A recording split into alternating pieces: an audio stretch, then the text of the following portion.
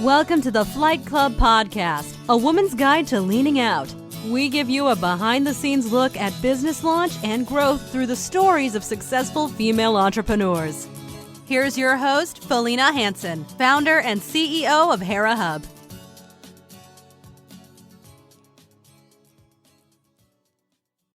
Hello and welcome. I'm excited to speak with Katie O'Malley today. She is the founder and principal coach at Encourage Coaching.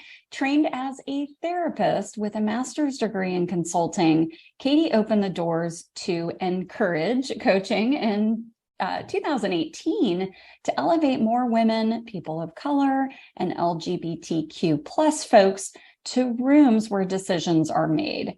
Prior to launching her coaching and consulting practice, Katie served as a leadership educator at DePaul University, also University of Texas at Austin, and the University of Chicago Booth School of Business. Welcome to the show today, Katie. Hi, Felina. It's such a delight to be here with you. Awesome. I am excited to share your story. You have quite a path. We'll start off with, I know you're a Midwest girl, true and true, kind of splitting your time between Chicago and St. Louis growing up. Take us into some of the early choices you made, starting with your education. For sure. So, Midwest girl through and through.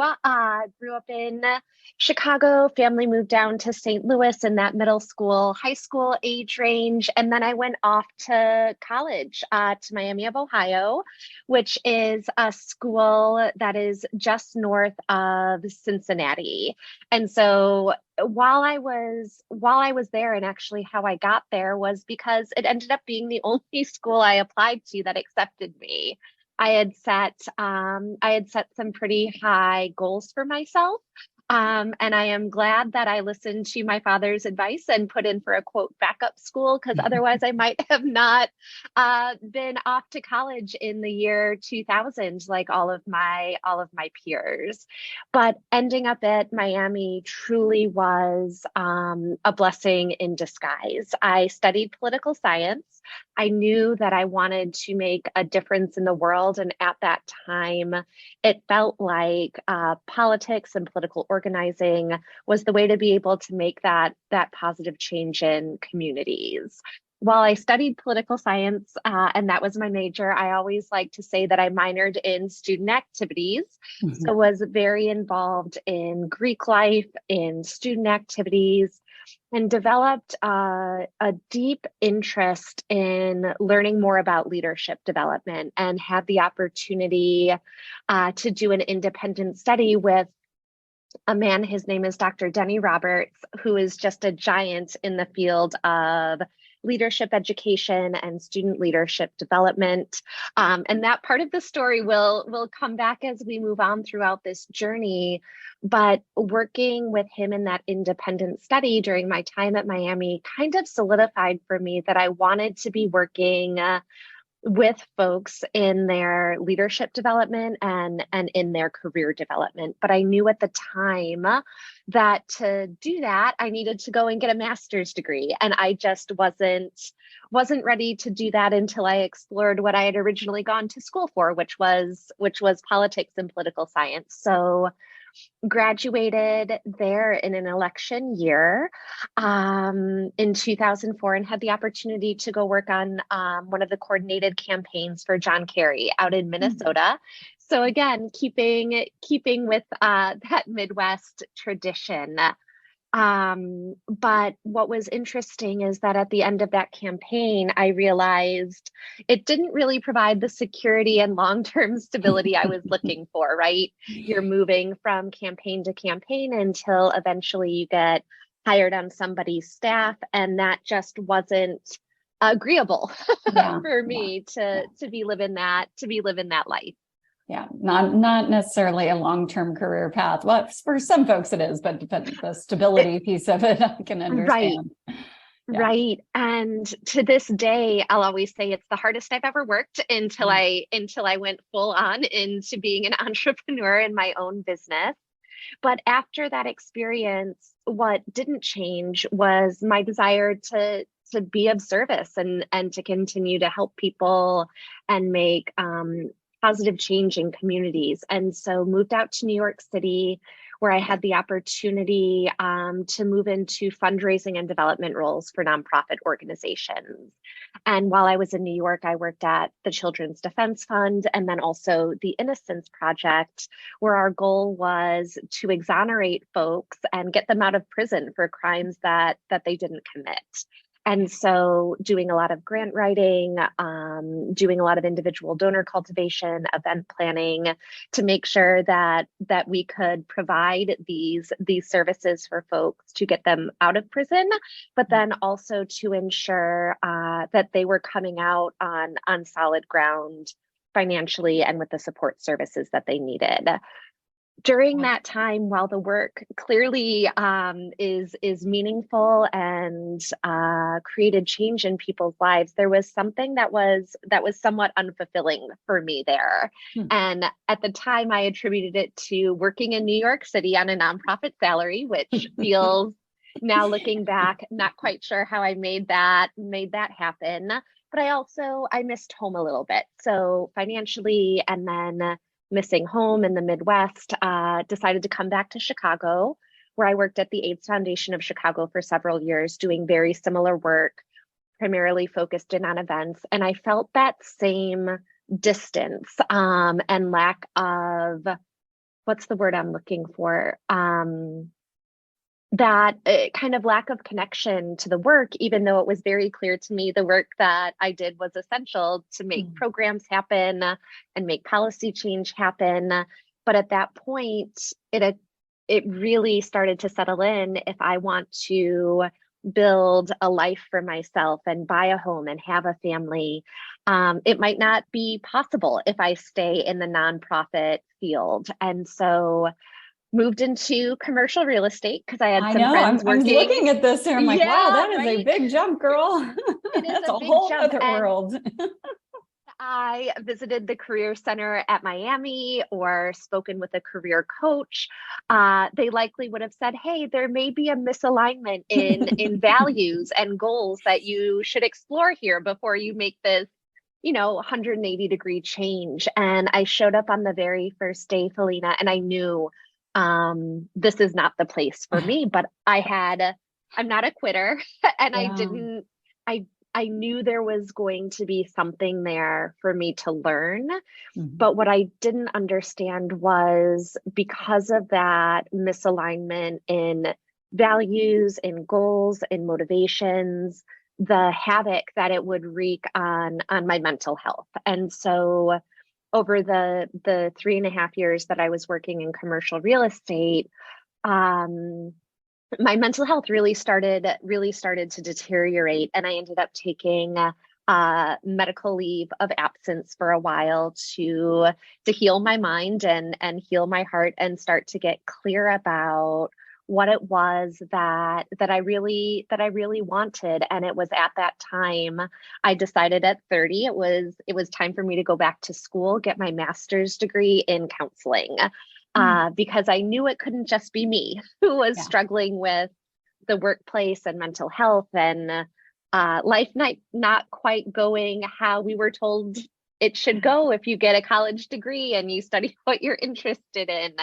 And so ended up working in commercial real estate during the day, going to school in the evenings at DePaul University to train up as a therapist and earn that master's degree in counseling. While I was there, had the opportunity to engage in a graduate assistantship, and so was able to leave commercial real estate to focus in full time on my studies and education and training and the application of those skills. But what became pretty evident to me is that working as a therapist with an interest in career in the workplace is challenging because insurance companies aren't keen to cover conversations about work, because from their perspective, work is not a mental health condition or a mental health diagnosis. And so it was at that point that I decided to not pursue licensure for therapy, but instead finish up the degree and get credentialed as a coach for career leadership and executive folks, to be able to engage with them in a way that's deeply rooted in the helping profession, but also focused in a way where I'm not constrained about the type of service or support or how long I can engage someone as determined by the insurance companies. So after I left DePaul, I was hired by the University of Texas at Austin to help undergraduate and graduate students in their career and leadership development. I was down in Texas for about 2 years. It wasn't a good fit for me culturally, either at the institution or in the city in general. Yeah. There were just some different beliefs around social justice, around gender, around race, that were really disagreeable to me. And in Austin, I mean, the most liberal city right, but Texas, it's still Texas. Yeah. It's still Texas. And point. While I was there, the state house approved open carry of weapons on campuses. Yeah. And there were 2 buildings on UT's campus where you were on the honor system to lock up your weapon. And my building was one of them, because we had student mental health services, student financial services, the dean's office. So all the places you go, right, when you're probably in distress. Yeah. And so that was part of it. Came back to Chicago when I was offered the job at the University of Chicago Booth School of Business, where I had the opportunity to work with MBAs full time in their career and leadership development. Had the opportunity there to teach, to co-instruct courses that were faculty approved, which was fantastic. But a lot of the work was running co-curricular experiences for students, especially around women's leadership development and our identity, and how we see ourselves or don't see ourselves as leaders, and how to change the narrative there for us and the record that we might have on repeat in our heads. But while I was there, it occurred to me, while I was providing this great service to these students, not everyone gets to attend an elite business school like Chicago Booth, and not everyone gets job opportunities to go work for companies that are really well resourced and can provide that professional development to their employees. So that's why I started Encourage Coaching. The idea being that everyone in Chicago deserves access to exceptional career and leadership development services, and your identity and your financial situation shouldn't preclude you from being able to obtain those services. And so in 2018, got my LLC, put up a website, and my very first client was a former connection at the AIDS Foundation of Chicago.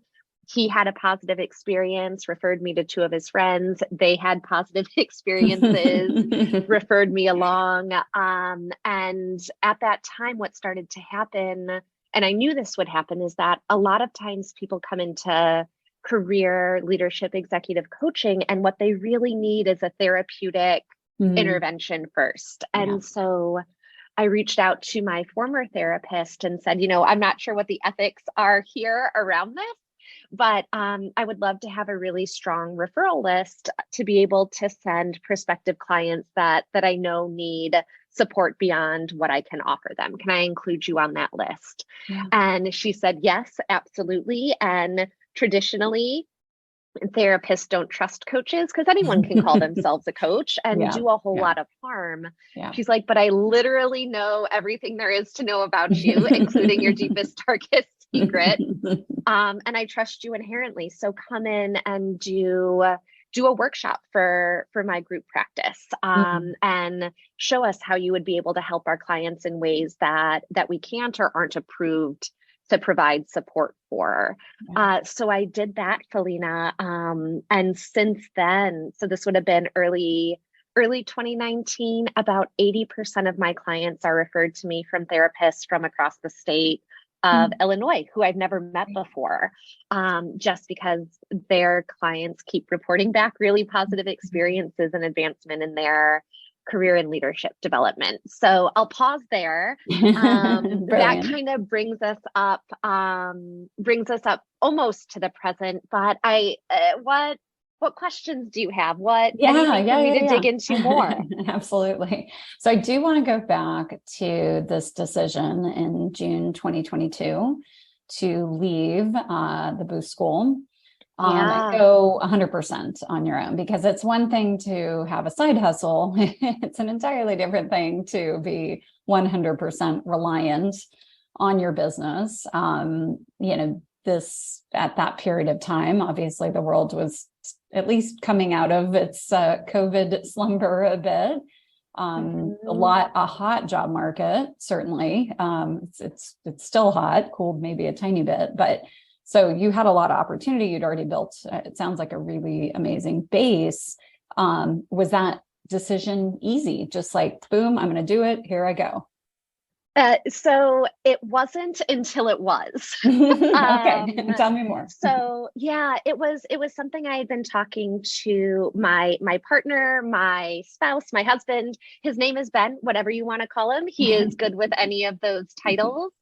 But for a long time, he's like, when are you gonna just go all in on this? You clearly have the foundation. And I said, babe, I carry our health insurance and the bulk of the salary for our household. Like, that's a really scary, pressure-filled prospect. Definitely. And so in November 2021, I was put up for promotion at Booth by the Associate Dean of Leadership Development. And it was shared with me, the job was pretty much mine. So to become the director of the Evening Weekend Leadership Development Office.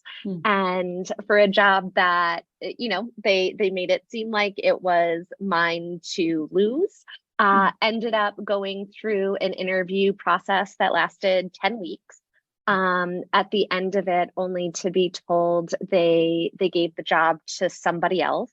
And when I asked why, they said it was because my coaching practice had become too successful. So they did give me the option. They said, you can give up your coaching practice and continue to grow here at Booth, or you can keep your coaching practice and know that you've hit your ceiling here. And when I shared it with Ben, the news that I didn't get this job that seemed like a lock, he just said, you have to leave. You cannot the decision was made for you. Yeah. And I was hurt, and I felt embarrassed and ashamed. And I started to look at why this happened, and made the argument, you're presenting me with a false choice here. There's no one who would leave $60,000 in side hustle earnings on the table for a $10,000 pay bump and more stress. There's not a person walking the halls of the business school that would do that. Yeah. And I feel like you're trying to legislate my time outside of work. My husband and I have decided to not have children, and instead we want to grow, nurture, and cultivate our own businesses and our continuing education. And I have to say, Encourage Coaching has never been disruptive to my student experience, to our team's experience, in ways that I can't say the same for my colleagues who have families. They did not like that. And so I did actually speak with an employment attorney to see if there was anything to be done. And while they said my logic was sound, the law has not caught up to gender bias yet fully. Yeah. And so after having that conversation, taking a peek at the Encourage Coaching business account and seeing that there was enough money in the account to pay our mortgage and COBRA insurance if I never brought on another client for the rest of 2022, that is what sealed the decision for me. So A couple days after I received the news of not getting the promotion, I turned in my resignation and said, I don't want our students to suffer any more than they already have with COVID and the chaos of their learning and education, which was not expected. Nor do I want to put more work on my colleagues' plates who are already overfilled. So happy to stay on till the end of the quarter. And they ended up not being able to fill my position. They asked me to stay on through spring quarter. And I said, you can have me for 10 hours a week, but now you're going to have to pay my client rate. And there was a lot of conversation around that. Because people were not happy. It was 5 times what they would have had to pay me if they just would have given me the promotion. But they ended up bending to meet me where I was at to ensure that the students could have the experience they deserved. And now I just continue to coach in courses there because I never wanted to leave the students. I never wanted to leave the environment of brilliance, but I could not coach others in advocating for themselves if I wasn't willing to do it myself. And that's how the decision came about. So I've been fully in Encourage coaching full time from my perspective since March 2022. Awesome. Well, congratulations. That's quite a journey you've been through. Yeah. Exciting about your business. I want to talk about, I know you work with individuals, but you are also a workplace consultant. What is that? Yeah, so thanks so much for asking that question, Felina. With workplace consulting, essentially what I try and help companies do is develop their leaders. And when I say leaders, I'm really talking about new managers, mid-level managers. These are the folks that get squeezed the most, often feel like they have the least amount of autonomy or power, and really have the capacity to influence company culture positively or negatively and influence employee experience positively or negatively. And from the work that I've been doing with individuals, it became clear to me so many people are suffering as a result of their work and their workplace environment and their bosses. And it's not always the boss's fault or the manager's fault. The average age someone's promoted to a position of leadership is 30 years old. And the average age that they receive any leadership development or leadership education is 42. So there's a 12-year period where we have managers running around not having great strategies, tools, tactics to be able to nurture and cultivate the talent that they work alongside, much less retain them.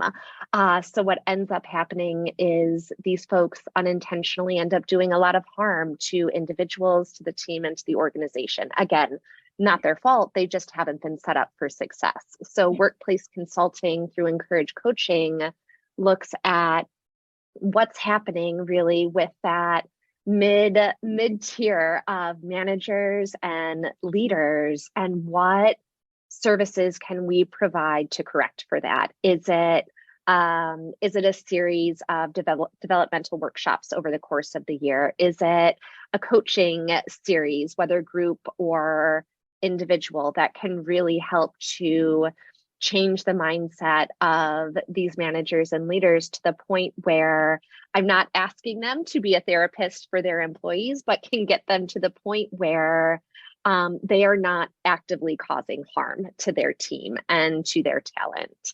And so that's really what the workplace consulting piece looks at. It's who's responsible for employee mental health. And at this point, from my perspective, it's everyone. It's an entire community of folks. And that's what we're really looking to help companies and businesses with.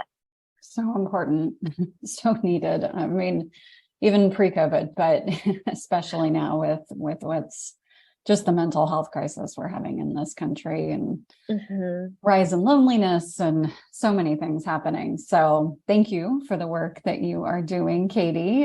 If our listeners want to get in touch with you, how do they do that? Yeah, the best way to get in touch with me is to pop by my website, encouragecoaching.org. It has access to all of our social links, scheduling a free consultation, and just learning more about me and our services. Fantastic. Thanks so much for your time, Katie. It's been really fun getting to know you. Agreed, Felina. Thank you for the opportunity to connect with your audience. Thank you for joining this week's episode of Flight Club, sponsored by Hera Hub. We look forward to sharing more success stories with you soon.